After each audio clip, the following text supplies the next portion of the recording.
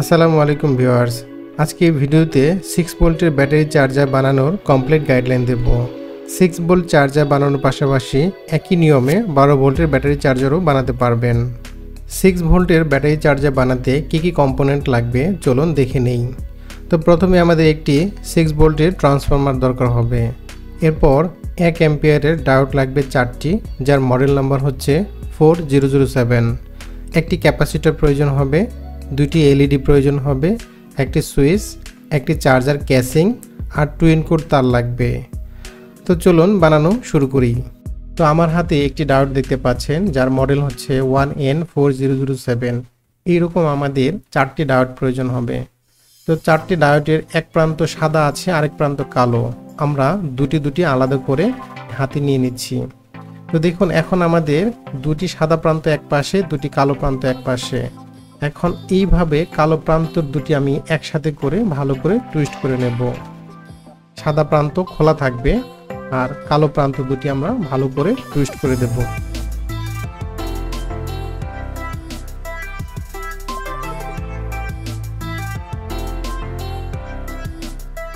দেখুন, আমাদের 2টি ডায়োড টুইস্ট করা হয়ে গেছে। এখন ঠিক আমরা বিপরীত কাজটা করব, অর্থাৎ সাদা মার্ক করা আছে যে প্রান্ত দুটি, এই সাদা মার্ক করা অংশটি আমরা এক পাশে নিয়ে ভালো করে টুইস্ট করব।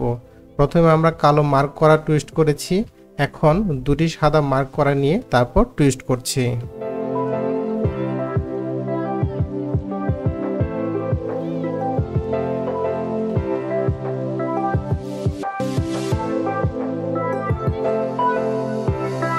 দেখুন, আমাদের 4টি ডায়োডই টুইস্ট করা হয়ে গেছে। এখন আপনারা এইটা কাছাকাছি নেওয়ার পরে খেয়াল করলে দেখবেন যে 2টি সাদা প্রান্ত এক পাশে আছে, 2টি কালো প্রান্ত এক পাশে আছে, আর বিপরীত 2টি যে প্রান্ত আছে এর মধ্যে দেখতে পাবেন যে একটি সাদা প্রান্ত, একটি কালো প্রান্ত। অ্যানিমেশনের মাধ্যমে আপনারা দেখতে পাচ্ছেন এক পাশে সাদা, এক পাশে কালো, এবং এক পাশে আছে সাদা কালো। অর্থাৎ এখানে 4টা প্রান্ত আমাদের তৈরি হয়েছে। যে 4টা প্রান্তের মধ্যে শুধু সাদা প্রান্ত যেখান দিয়ে বের হয়েছে সেটা হবে পজিটিভ প্রান্ত, ডিসি পজিটিভ প্রান্ত। আর যে প্রান্ত শুধু কালো, অর্থাৎ 2টি প্রান্ত শুধু কালো একসাথে টুইস্ট করা হয়েছে, সেটা হবে নেগেটিভ প্রান্ত, যেটা ডিসি। আর এসি হবে একটা সাদা একটা কালো, যে কালার যেখানে টুইস্ট হয়েছে। আপনারা অ্যানিমেশন দেখে বুঝতে পারছেন এইখানে একটা সাদা এবং একটা কালো যে প্রান্ত, সেটা হবে এসি প্রান্ত। অর্থাৎ আমরা এসিতে এখানে কানেক্ট করতে পারবো। এসিতে যেহেতু কোনো পজিটিভ নেগেটিভ নেই, এই কারণে আমরা এসির যে কোনো প্রান্তে যে কোনো তার কানেকশন করতে পারবো। আমরা এই বাড়তি অংশটুকু এখন কেটে দিচ্ছি। আমাদের চমৎকার একটি ব্রিজ রেকটিফায়ার তৈরি হয়ে গেছে। আপনারা ভালো পিসিবি বোর্ডে দেখবেন যে এরকম ব্রিজ রেকটিফায়ার করা আছে, কিন্তু টুইস্ট করা নেই, সেখানে বোর্ডে লাগানো থাকে। দেখুন, এসির প্রান্ত দুটি আমাদের খুব সুন্দর করে দেখানো হয়েছে, এবং ডিসি প্রান্ত কোন দুটি হবে। এরপর আমরা একটা ক্যাপাসিটর নেব। ক্যাপাসিটর লাগানোর নিয়ম হচ্ছে যে ভোল্টের চার্জার বানাবেন তার দ্বিগুণ বা 3 গুণ পরিমাণ নিতে হয়। আর ক্যাপাসিটরের যে লম্বা প্রান্ত থাকে সেইটা হয় পজিটিভ প্রান্ত, আর যেটা ছোট প্রান্ত, ছোট লেগ যেটা, এটা হয় নেগেটিভ প্রান্ত। এরপর আমরা একটা সুইচ ব্যবহার করব। সুইচের 3টি টার্মিনাল থাকে। সবচেয়ে যে নিচে টার্মিনাল সেটা হচ্ছে গ্রাউন্ড, আর বাকি যে 2টি টার্মিনাল আছে, আর বাকি যে 2টি প্রান্ত আছে সেটা দিয়ে আমরা সুইচের কাজ করব।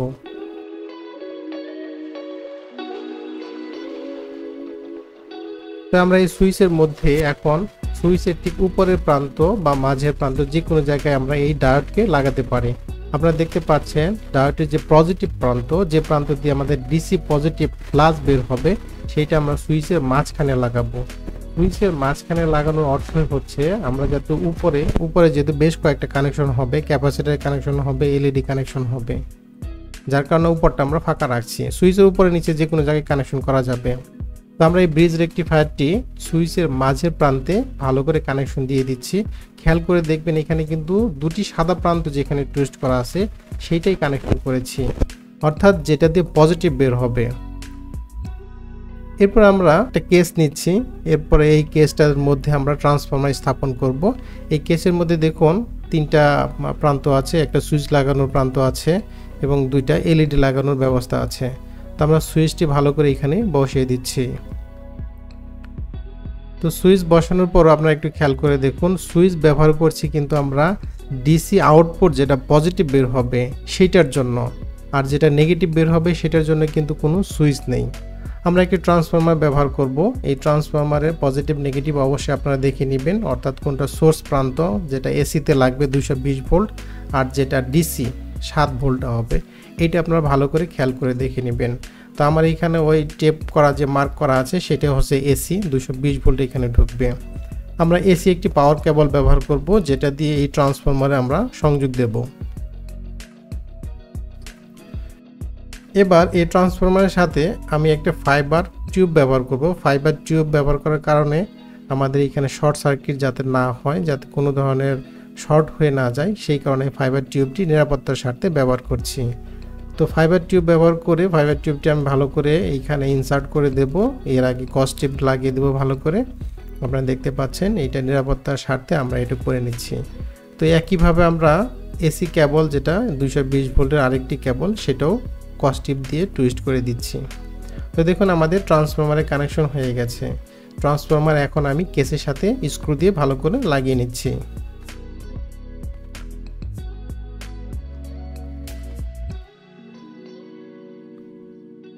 এখন দেখতে পাচ্ছেন ট্রান্সফরমারের দুটি আউটপুট আছে, যেটা হচ্ছে এসি 7 ভোল্ট আউটপুট আসবে। যেহেতু এটা 6 ভোল্টের ট্রান্সফরমার, আমরা 7 ভোল্ট পেয়েছি। তো আমরা ট্রান্সফরমারটি মেজারমেন্ট করে দেখতে পারি।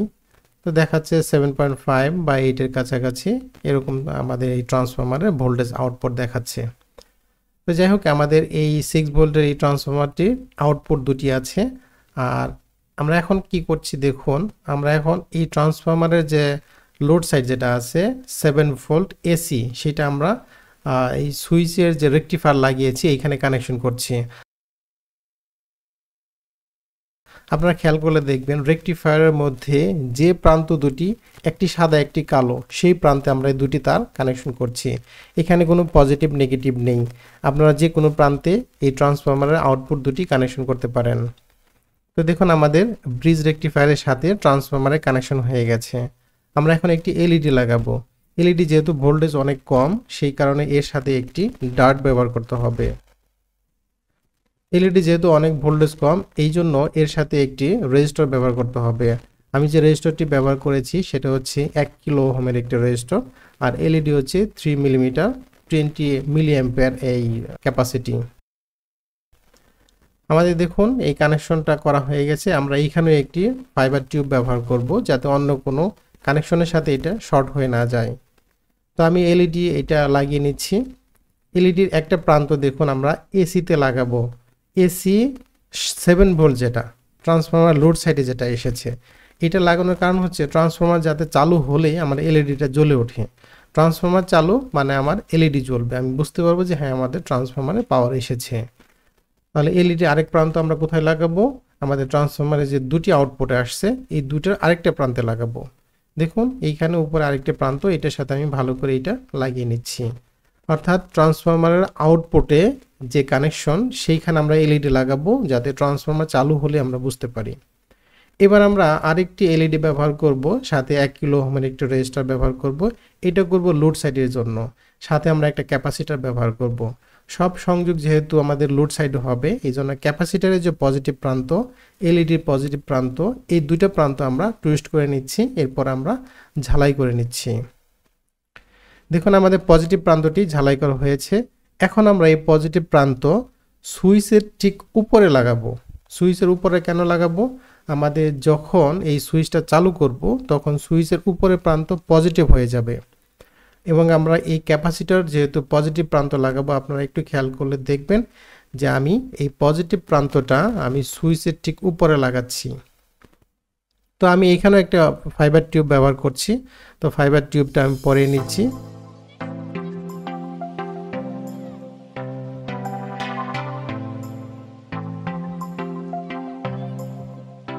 আর ক্যাপাসিটরের পজিটিভ প্রান্ত বোঝার আরেকটি উপায় হচ্ছে, ক্যাপাসিটরের কালো অংশ যেটা সেটা হবে পজিটিভ, আর ক্যাপাসিটরের সাদা অংশ যেটা সেটা হবে নেগেটিভ।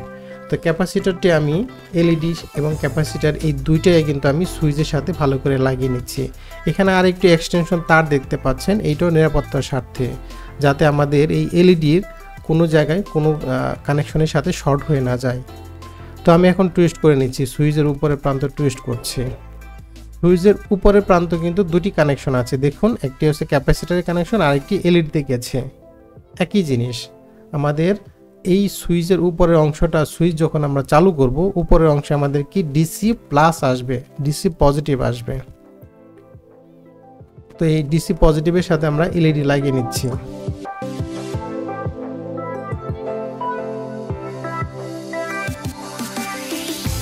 তো দেখুন আমাদের এলইডি এবং ক্যাপাসিটর লাগানো হয়েছে। এখন যদি আমি ট্রান্সফরমার চালু করি তাহলে একটি এলইডি জ্বলবে, আর সুইচ যদি আমি চালু করি তাহলে আমাদের আরেকটি এলইডি জ্বলবে। সুইচ চালু করার মানে হচ্ছে এখন আমাদের মাঝখানে যে ডিসি পজিটিভ ছিল সেখান থেকে ডিসি পজিটিভটা উপরের প্রান্ত, সুইচের উপরের প্রান্তে আসবে, এবং উপরের যে প্রান্তটি এটাই হচ্ছে আমাদের মূলত আউটপুট। আমি একটু পরে আপনাদেরকে দেখিয়ে দিচ্ছি।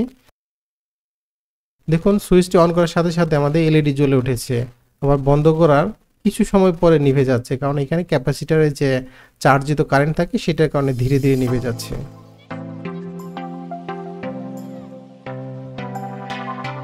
তো দেখুন আমি এখন এসি কারেন্টটি মেপে নিলাম, সুইচটা অন করে অফ করে দেখছি যে আমাদের সুইচ ঠিকঠাক মতো কাজ করছে কিনা। তো আমাদের কানেকশন মোটামুটি শেষ। এখন সর্বশেষ একটু কানেকশন আছে, সেটা হচ্ছে ব্যাটারি যে আমরা চার্জ করব, চার্জ করার জন্য তো আমাদের কেবল লাগবে ডিসি আউটপুটের। সেই আউটপুটের জন্য আমি আলাদা একটু কেবল ব্যবহার করছি। এই কেবলটি আমি এই ক্যাসের ভিতরে ঢুকিয়ে নিচ্ছি। তারপর এখন কানেকশনের নিয়ম কি দেখুন, এখন কানেকশনের নিয়ম সেই একই। ডিসিতে আমাদের পজিটিভ পজিটিভ রাখতে হবে আর নেগেটিভ নেগেটিভ রাখতে হবে। আমার লাল তারটা সবসময় পজিটিভ, খেয়াল রাখবেন। তাহলে এই পজিটিভ প্রান্ত আমি কানেকশন দিচ্ছি সুইচের উপরের প্রান্তে। কেন? কারণ সুইচের উপরের প্রান্তটি হচ্ছে আমাদের পজিটিভ, যেটা প্লাস। আর সুইচের দেখুন নিচের প্রান্তে কিছু নেই, কিন্তু আলাদা আমাদের নেগেটিভ কানেকশন আছে। এই যে ক্যাপাসিটার আরেকটি প্রান্ত যেখানে কানেকশন হয়েছে, এটা হচ্ছে নেগেটিভ কানেকশন। আমাদের কাজ মোটামুটি শেষ। এখন আমরা শুধু এটা অ্যাসেম্বলি করব। অ্যাসেম্বলি করার পর আপনাদেরকে আমরা চেক করে দেখিয়ে দেবো যে আসলে ট্রান্সফরমারটি ঠিকমতো কাজ করছে কিনা।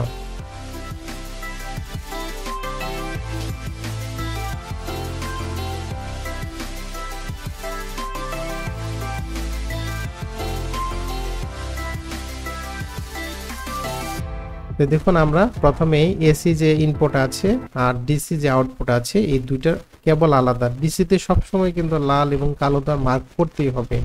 ডিসিতে লাল কালো মার্ক না করলে কিন্তু আপনাদের ডিভাইসটি নষ্ট হয়ে যাবে। তো প্রথমে আমি এসি কানেকশন দিয়ে দিচ্ছি। এসি কানেকশন দেওয়ার পর দেখুন আমাদের ট্রান্সফরমার যেহেতু চালু, আমাদের এলইডি চালু। এখন আমি সুইচটি অন করছি। সুইচ অন করার পরে আমি ডিসি যে আউটপুট আছে এটার ভোল্টেজটা মেজার করে দেখছি যে কত ভোল্টেজ দেখাচ্ছে। দেখুন 9.14 ভোল্টেজ। কারণ কি, আমাদের একটা ক্যাপাসিটর ব্যবহার করেছি। ক্যাপাসিটর ব্যবহার করার কারণে ভোল্টেজটা এখন বেশি হয়েছে। এখন আমরা 6 ভোল্টের একটি ব্যাটারি টেস্ট করে দেখব যে কত ভোল্টেজ আছে। 6.21 আছে। 6.1 ভোল্টেজ এখন আমরা ব্যাটারিতে পেয়েছি। যখন আমি চার্জে লাগালাম তখন আমরা ভোল্টেজটা মেপে দেখব কত দেখাচ্ছে। দেখুন 6.26, অর্থাৎ ভোল্টেজটা বেশি আছে। তার মানে আমার ব্যাটারিটি চার্জ হচ্ছে। একটা বিষয় খেয়াল রাখবেন, ব্যাটারি চার্জ হওয়া মানেই ব্যাটারির যে ভোল্টেজ তার থেকে ভোল্টেজ বেশি থাকতে হবে। 6 ভোল্টের ব্যাটারি অবশ্যই 6 ভোল্টের উপরে চার্জ দিতে হবে। 12 ভোল্টের ব্যাটারি অবশ্যই 13 ভোল্ট বা 14 ভোল্টের চার্জ দিতে হবে।